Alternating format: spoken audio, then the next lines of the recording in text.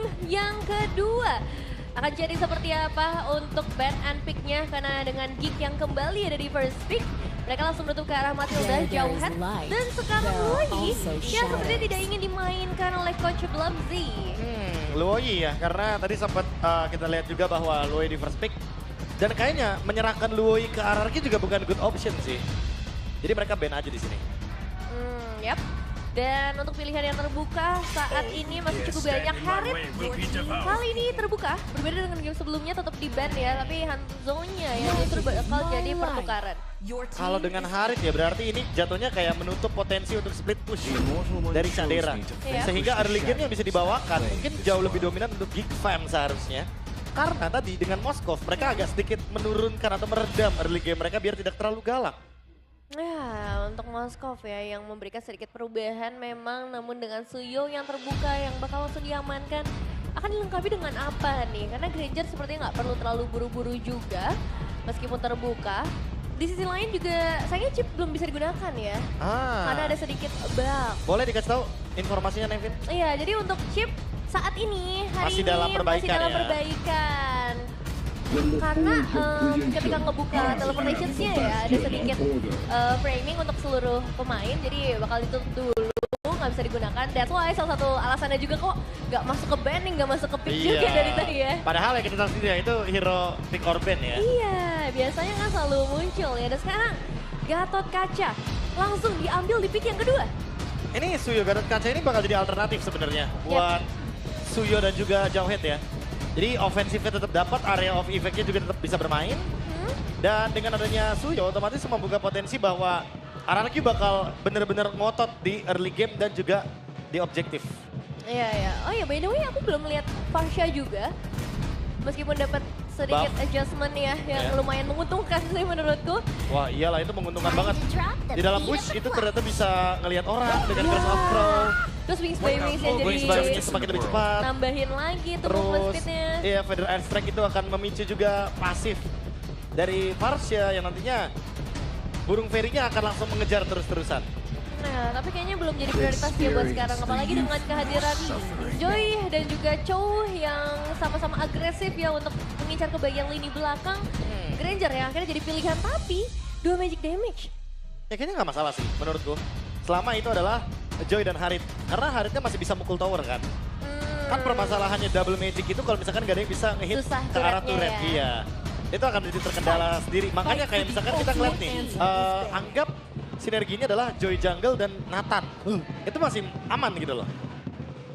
Iya ya. Wah itu Nathan kan time travel. Bener. Iya. Tiba-tiba pindah, tiba-tiba datang. Tiba-tiba datang. Tiba-tiba Untuk memperbaiki lega. keadaan. Tiba-tiba lega juga bisa. Iya, dan Hilda sekarang udah di ban juga.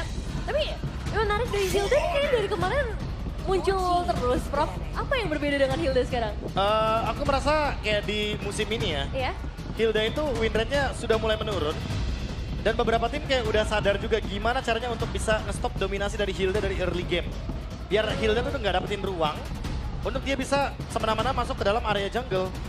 Karena kalau Hilda sekali aja bisa masuk ke area jungle, wah kacau sudah itu pemegang Retribution. Ya, apalagi sekarang kita masih melihat di mana kondisinya dari sosok Hilda ini bisa mengganggu bukan hanya ke Suyo, tapi juga ke arah Toy-nya.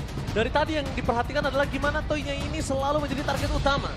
Nah Hilda nge-flanking, Toy-nya deliver damage. Kalau dimasukin ke Hilda itu akan sia-sia. Karena nggak bakal ada Sky Fisher yang bisa melancarkan dia. Dan terlalu banyak effort untuk bisa menahan pergerakan Hilda masuk ke Toy. Ya ditambah mungkin kita ngomongin kombinasi draftnya ya. Kombinasi draftnya ini kan ngebawain Joy dan juga Harit. Dua-duanya butuh Holy Crystal. Ya. Gimana caranya mengulur waktu sampai dengan dua hero ini jadi Holy Crystal ya? Butuh tipikal hero yang kayak Hilda yang bisa buying time, bisa fight early game, yang memperkuat juga bagaimana dominasi dari Geek Fam itu sendiri sampai nanti Joy dan juga Haritnya selesai dengan Holy Crystal. Ya sih. Dan kalau ngelihat sekarang Cici nih yang tadi sempat kita perdebatkan juga ya. Kembali lagi menjadi pilihan dari RRQ. Tapi ya ini akan ngebuat mereka tidak terlalu tanky, hanya mengandalkan ke arah Gatot Kaca meskipun Cici lumayan tebal ya. Tapi memang Cici ini lebih powerful ketika kita ngomongin dia bisa nempelin lawannya, dia bisa nempelin tank dari Geek Fam dan Farsha akhirnya muncul baru dibahas. Ya, Farsha-nya kebetulan bagus di sini. Karena untuk bisa menjangkau Granger ya, selain dari Joy yang mungkin bisa menyentuh lini belakang, atau bahkan Harit dengan zaman Force yang bisa langsung dive atau nge-skip hitsnya, mau nggak mau ya Marsha dengan Feather Air Strike agar nanti Granger bisa terkena poke damage sebelum mengikuti team fight yang besar. Oke, bersama dengan Blue ya yang menjadi pelengkap dari sisi bagian depan untuk Geekfam sendiri dan RRQ. Satu pilihan terakhir nih menuju ke arah mid lane menghadapi Farsha. Apakah akan muncul lagi tipikal hero seperti Valentina? Valentina? Atau jangan-jangan bakal bermain hero utility lain mungkin seperti Faramis? Oh, Faramis. Aku merasa ya. karena ada glue sih Faramis bagus di sini. Jadi kayak Iya. untuk team fight jangka panjang, magic damage juga ya diperlukan atau tidaknya. Balik lagi, dia sangat-sangat minim dari segi impact damage, tapi karena ada glue, dia bakal jadi paket lengkap. Team fight-nya bakal kuat banget ya How berarti. to read case cute 101. Udah mulai bisa ya terbaca dari skillnya. Tapi itu dia, lengkap sudah berarti tuh draft di game yang kedua. Match point ada di tangan RQ Hoshi, jadi tinggal butuh 1 poin lagi aja. Untuk Geekfam bisa membawa kita ke dalam game yang ketiga.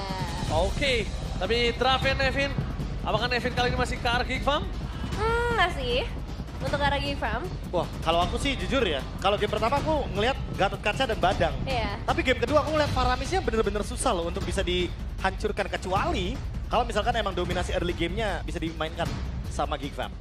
Oke, kita bakal melihat apakah kekuatan mereka berdua bertambah setelah berbuka puasa. Mari kita langsung menuju ke lane out dan Sowebi Arena. Mana tepuk tangannya? Let's go to the lane of down. Oke, dan ini dia untuk game kedua dari match kedua kita hari ini.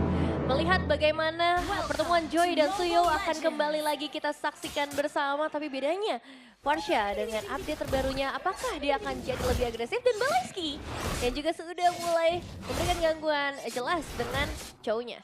Oke, ditemenin ya. Ditemenin dan bahkan kita lihat kemungkinan akan ada retribution. Yes, itu dia. Kemungkinan akan ada retribution. Waduh. Karena kita melihat juga kondisi kali ini, Balaiski di sana bisa dengan 1 hitnya dapetin ke arah orange buff-nya. Iya, setuju. Tapi ya sebagai kompensasinya tentu damage yang diambil sama Balaiski akan jauh lebih dalam juga. Karena itu adalah area jungle dari RRQ di bawah menit yang kedua. Dan kalau kita ngomongin emblem sedikit nih. Mungkin tertuju pada Festival of Blood ya yang cenderung banyak diambil sama Dairen dan juga Toy. Karena emang dibutuhkan dalam team fight. Tapi jangan lupa nih, untuk team fight participation berarti RRQ harus memperkuat team fight 5 di early game-nya nanti. Mungkin beranjak dari menit yang kelima. Setelah nanti gerakan dari Suzuki-nya akan bermain di laning jauh. Iya ya, karena dari sisi lain juga ngelihat dari Geek sendiri, pergerakan cepat nih ngelihat dari Balaiski secara emblem juga ini bakal lari-larian banget mengincar dan mencoba untuk bermain pick off. Tapi yang jadi pertanyaan adalah untuk damage dealingnya nanti, karena kan kita selalu melihat kombinasi antara The Way of Dragon dan Burst Damage. Tapi hati-hati karena Rins. Oke, Rins kayaknya akan coba untuk membalikan kembali keadaan. Tapi Rins juga tidak akan terlalu takut dengan Purify yang dia miliki. Dia masih akan cukup berani. Nah, Stoy, untuk kondisi kali ini dia agak cukup terpressure tanpa harus bantuan siapa-siapa dari Kadera. Dia benar-benar ditekan abis dan bahkan kalau ngomongin ke leaning phase, Kadera akan sangat lebih cepat untuk melakukan clear minion. Setuju sih. Ini early game yang manis banget untuk Cadera. Berbeda dengan game yang pertama. Yang dimana dia nggak bisa main ofensif di laning. Sementara dengan adanya Harit, otomatis akan mempermudah early game bagi Geekfam di area gold lane. Mereka masih butuh sih informasi gimana caranya dari Idok ini bisa menutup jalan ke arah seorang Farsha, Nevin. Karena kalau misalnya Idok nggak nutup ke arah Farsha, ini tidak bisa kita pungkiri. Farsha ini akan segera dengan sangat cepat menyelesaikan Nether Realm. Iya ya, dan kelihatan juga bagaimana sekarang area setup turtle udah mulai dikuasai oleh RRQ Hoshi. Make it. Dipegangin begitu saja dan lihat satu bola Soulstar berpelas berdampak dengan Retribution Well taken! Menuju ke arah seorang Suzuki tapi belum bisa di-cover dan apa Gotian. Dengan adanya Nether Realm keluar meng-cover Suzuki, tak ada sedikit pun goresan yang terlalu dalam. Iya, Lihat. dilarang menyentuh ya. Ya lagi-lagi kan EOG-nya untuk defensif loh. Bener-bener hanya untuk cover temannya. Idok lagi-lagi memanfaatkan utility yang dia miliki. Dan sekarang Make It. Oke, nampaknya di sana masa menuju ke arah dalam. Make It terus sakit ke arah seorang Red. Tapi one last hit. Ngeblok di tangan dari seorang Make It. Dive in yang sangat tepat masuk ke arah dalam dengan purple buff di tangan dari seorang Make It. Karena kita tidak melihat adanya purple buff di tangan dari sosok seorang Susujin. Wah, itu cukup licin ya pergerakan dari Make It sendiri. Dan sayangnya tadi memang untuk Susujin, Retribution yang lagi nggak ready, kehilangan 1 buah purple buff. Wah ini kalau kita ngomongin soal purple buff yang tadi tentu di level sih. Dan Sejin dalam ancaman. Sojin Wah. tanpa ada satu pengawalan. Dia masuk terlalu dalam di dalam jungle para pasukan dari tim Geekfam langsung dipanis oleh seorang Aboy. Aboy dari tadi yang udah mendapatkan concern dari kita pribadi karena dia adalah salah satu pemain yang cukup agresif sebagai mid laner. Aboy. Dan Parsha. Iya ada Marsha gitu kan. Ya, Wings Ditambahin by lagi. Wings-nya tadi lebih cepat juga movementnya. Apalagi dengan gerakannya sekarang nih, menuju ke area dari Glowing One. Yang tentunya akan membuat nanti regenerasi dari RRQ nggak akan maksimal ya, Vin? Ya untuk RRQ sendiri agak sulit memang buat early game kali ini. Terlihat bagaimana mereka udah kehilangan 2 pemain. Tapi sebenarnya ya kalau ngelihat secara keseluruhan ini karena belum mulai team fight aja nggak sih Prof? Karena nanti kalau misalnya team fight bakal ada Netherrealm juga dari seorang Rios yang bisa memperpanjang team fightnya. Dan terbukti tadi memang di tertentu yang pertama RRQ yang bisa ngedapetin advantage. Ya tinggal kita tunggu ya, apakah Electrifying Beats-nya bisa memecahkan semua Netherrealm. Karena kalau misalkan... Waduh, Cadera, baru lihat out of nowhere Cadera. Kali ini berada di kondisi yang cukup berbahaya nampaknya. Dengan Rico harus menukar bola dari Paloski. Standby on position, target utama ke arah belakang. Dan Purple Buff kembali dihilangkan begitu saja. Target utama mereka menunjukkan seorang Aboy. Aboy dan padanya Fedor Estre kali ini nampaknya Turtle udah di tangan dari tim RRQ sekitar 75%. Ya 75%, 4 pemain udah mulai mengitari area Turtle Gold. Mungkin gak banyak yang bisa dilakukan, tapi apakah akan ada pertukaran yang bisa dilakukan oleh Geekfam? Kayaknya pertukarannya mungkin karena ya bottom lane. Karena Make It sudah menghadang di bawah sana. Tapi movement dari Make It bagus banget sih. Iya, karena gue setuju. dia udah tahu gitu loh, kalau Turtle kalah. Oke, dia ambil ungu. Tapi nampaknya Paloski bakal coba ditarik kembali mundur ke arah belakang. Dan sosok dari seorang Baby, target berikan seorang Richian. Netherrealm. Mau nggak mau trigger Netherrealm berhasil dipaksa oleh seorang Make It.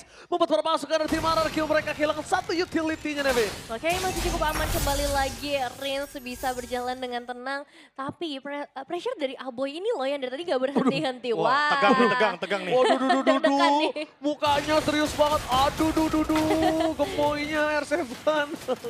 Ya ini dia untuk MLIDX streamer bersama R7. Memantau ya dari kejauhan juga permainan dari RQ Hoshi. Karena untuk sejauh ini kita melihat lagi bagaimana dari bagian bottom lane-nya sudah mulai jadi incaran. Om Chip.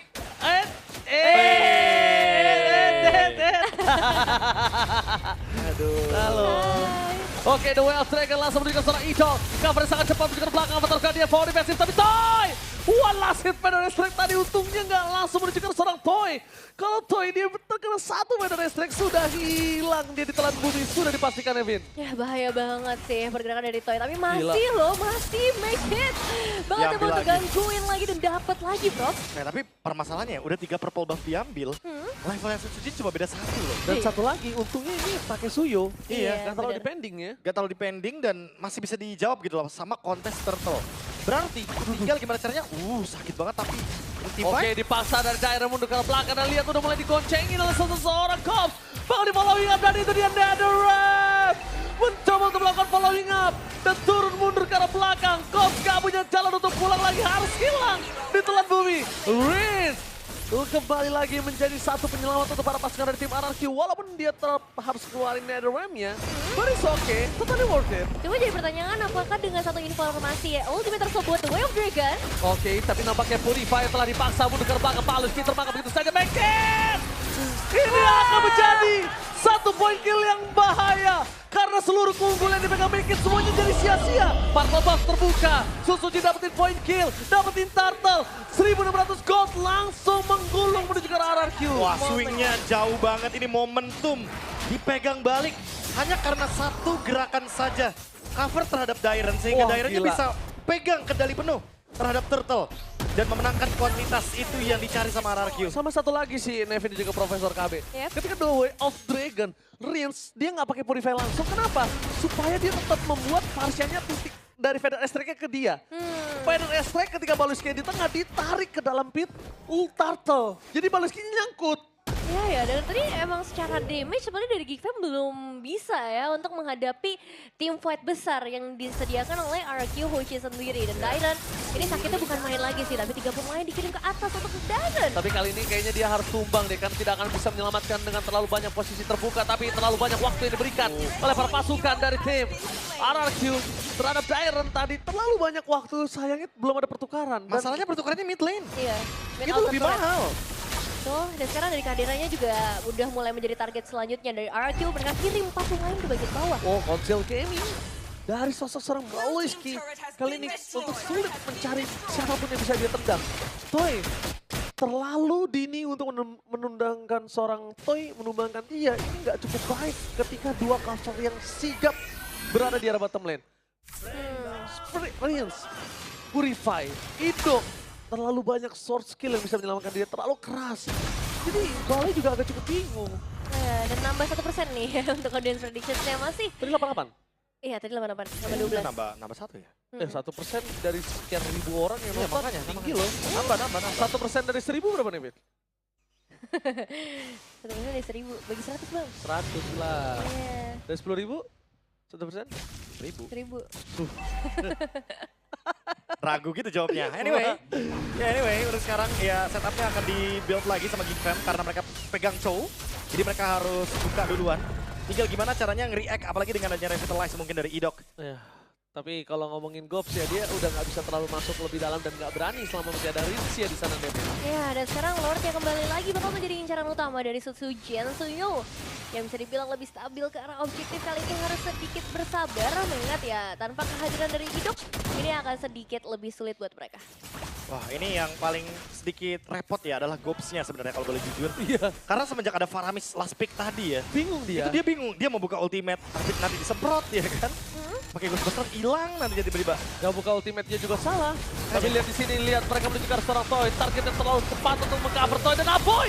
Dia gak buka main restrain tanpa tadi begitu saja. Purify Gaming gak bisa menyelamatkan dirinya mid-wall. Para pasukan dari tim RRQ memaksa lebih.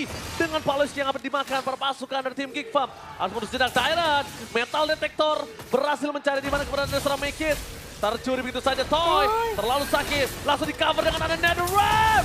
Dan bahkan Make It still survive in the bottom lane, dipaksa oleh Tyrant supaya tetap menjadi point kill. Kadera versus everybody, double kill, lagi for triple kill Kadera. Kali ini mencoba untuk bersinar, satu point kill dan Purify Gaming didapatkan. Tyrant mencoba untuk menutup, Duel Dragon mencoba untuk menghalangi pergerakan dari seorang Tyrant dan juga kawan-kawan. Gold nampaknya bersama dengan seorang Baloyski harus menjadi korban keganasan perpasukan dari tim RRQ. Dan lihat Tyrant kali ini membuat sosok seorang Kadera menjadi korban yang ketiga. Karena tidak ada kata Jalil lagi untuk bisa pulang bersama dengan Aboy. No Purify, no Ferry dan Tyrant.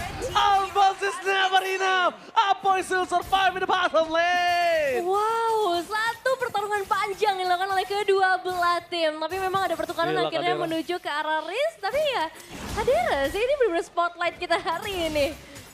Dia sampai force Purify ya, hanya untuk bertahan hidup di tengah-tengah tim fight yang begitu chaotic. Dan memecahkan Netherrealm loh, itu yang paling terpenting. Gila Kadera sih.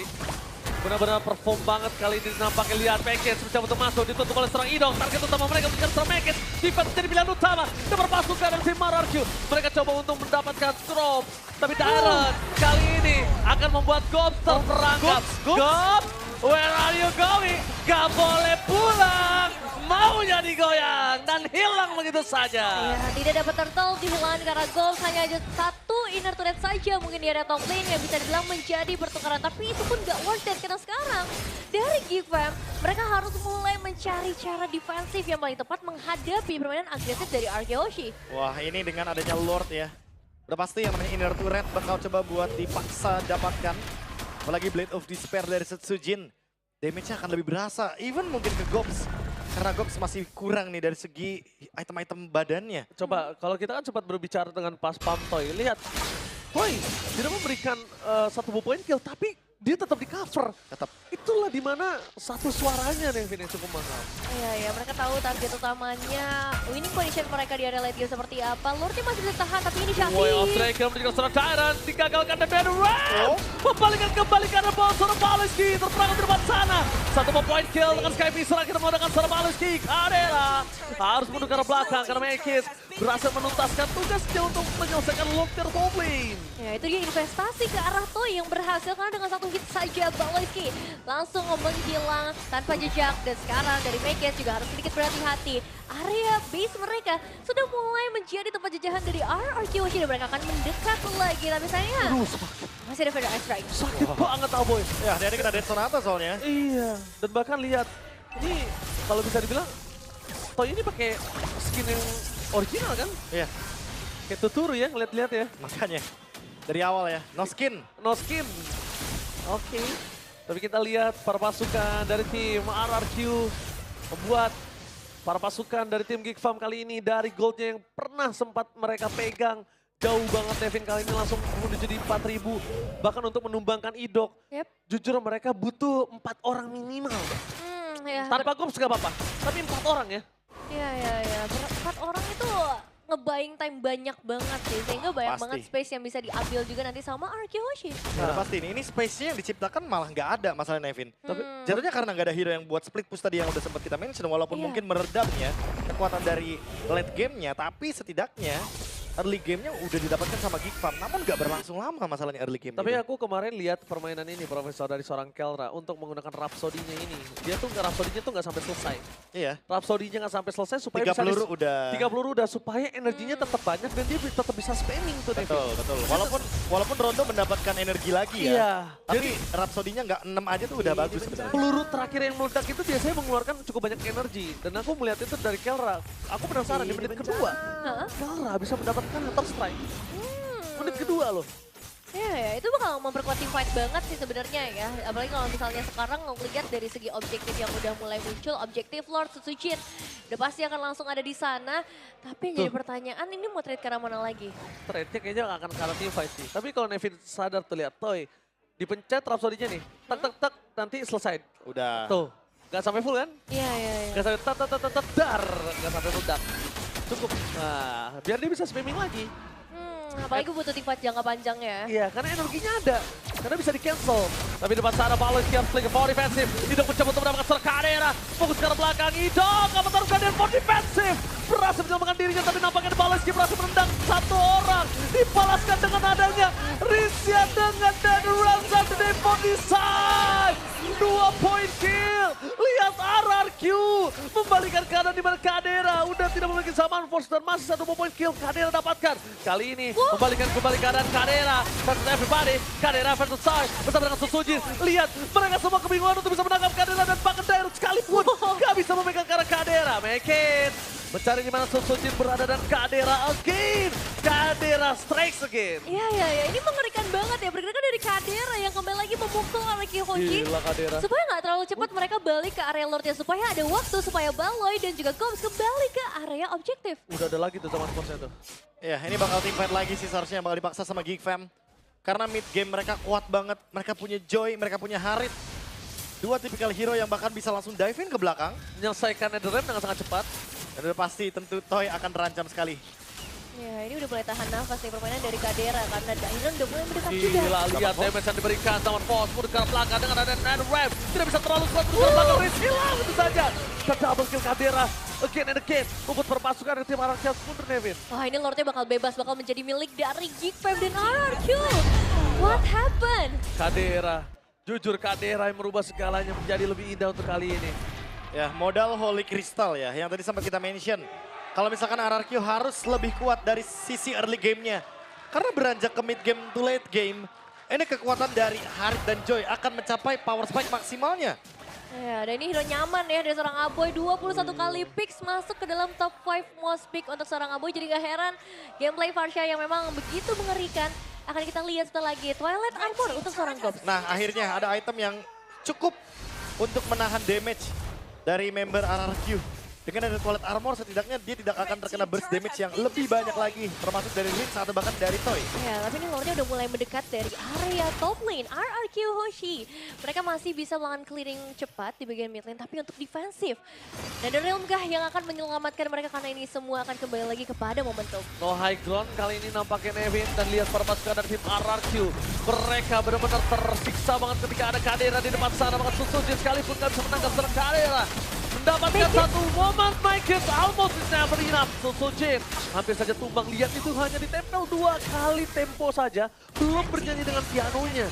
Ya. Itu baru 2 tempo, 2 ritme doang Nevin. Ya, dan ini 2 base turret menjadi milik Geek Fam. RRQ Hoshi, mereka kayaknya bakal kesulitan deh kalau misalnya dipaksa untuk bermain di sekitar area base. Dan apakah bermain di area luar bakal menjadi jawaban untuk RRQ? Wah, kayaknya sabar dulu sih kalau misalkan untuk bermain di area luar ya Nevin ya. Karena area jungle pasti akan dikuasai sama Baloyski. Ingat di sini ada Cho. yang menandakan power pick off dari Geekfam akan sangat tinggi sekali. Dan harus lebih berhati-hati karena selain Dairon dan juga Rins tidak akan ada yang bisa nge-cancel the way of Dragon. Yes, betul banget. Tapi gue lebih concern ke arah Kadera tetap sih. Mereka nih sampai sekarang belum ada jawaban untuk Kadera siapa. Indok dengan tahunnya itu bakal bisa dipecahin pakai Purify. Iya. Dia nggak ada yang mengikat pasti nih, Vin. 18 menit udah mulai berjalan dan Geekfam sepertinya masih menunggu momentum yang tepat atau lebih tepatnya juga menunggu objektif nih untuk kemenangan yang lebih pasti. Ya yang bisa mengikat mungkin di sini cuma ada Dairon ya. Tapi itu pun harus make it dan juga Kadera karena dua-duanya rely banget sama Dash kan. Iya.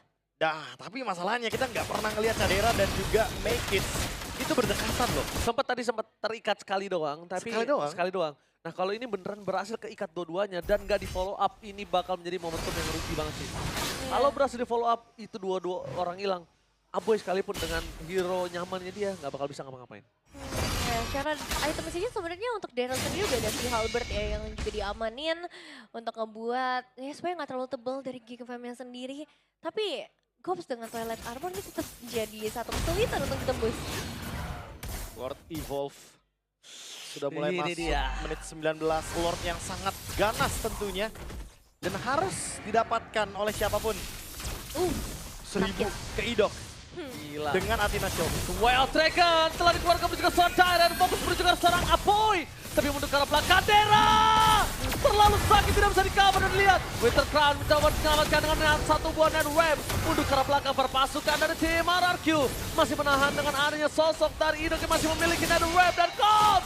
Harus hilang terkena satu. Skypisser Harta Tata Dead Sonata. Wow, dan itu dia satu suara dari RRQ Hoshi Gops yang benar-benar menjadi target utama. Tapi untuk dapetin ke arah Lord, apakah ini masih bisa dilanggar oleh RRQ? Ingat, masih ada pedal efek juga. Ponsel Gaming, Duel Dragon kali ini tanpa following up damage. Kebanggaan para pasukan dari tim RRQ mereka diporak-porandakan dengan Make It belum mendapatkan dan terikat. Avatar of God dan hilang immortality. Para pasukan dari tim RRQ mereka bisa mendapatkan Make It. Tapi Kadera versus everybody mencoba untuk bergoyang. Double kill, mungkin for triple kill. Dan bangga para pasukan dari tim RRQ mereka gagal mendapatkan Kadera immortality dan Toy. One by one situation. Kadera still survive. Shutdown untuk terjadi dan oh my god, Toy! One by one situation, Kadera